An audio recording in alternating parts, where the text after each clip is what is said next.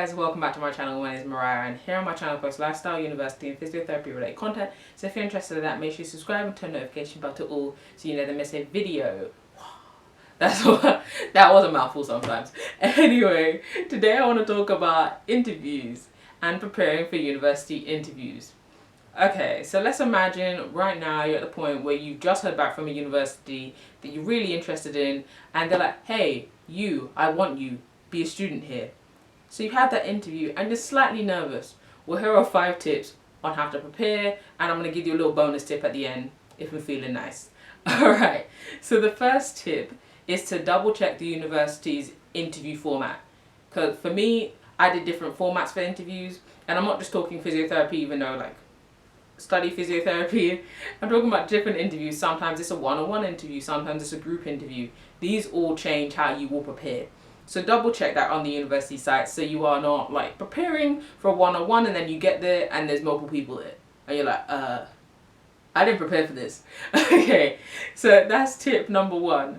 The second tip is to read over your personal statement. It is important to remember what you told them, because you may have said one thing to one university and another thing to another university, and you don't want to be like to them, oh, I applied here because I love your anatomy dissection lab or something, and then they're like, we don't have an do we have an anatomy dissection lab?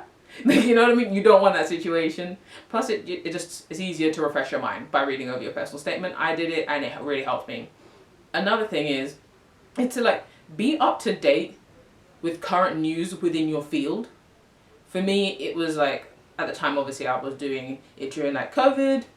I had to be up to date in terms of the jabs, or up to date in terms of knowing how a physio was helping out with the whole pandemic.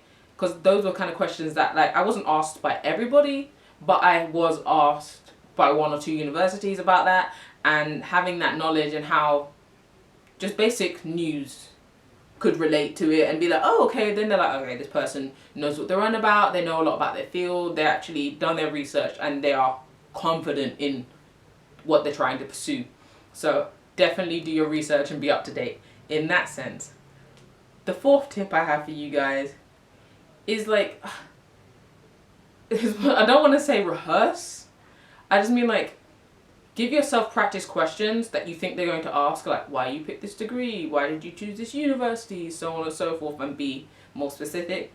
And give yourself practice answers that, I'm not saying when it comes to the actual interview you sound like a robot and you're like, yes, I came here because I like this, and no. I just mean have it in your mind that if you have a moment where you're you remember that you have something to fall back on. You know what I mean? So practice questions, practice answers, have draft answers in your mind, and don't sound like a robot. The 5th thing is to pre-plan your outfit. It saves you so much stress, honestly. Even if it's just laying out one top, that's one less thing to stress about the morning of.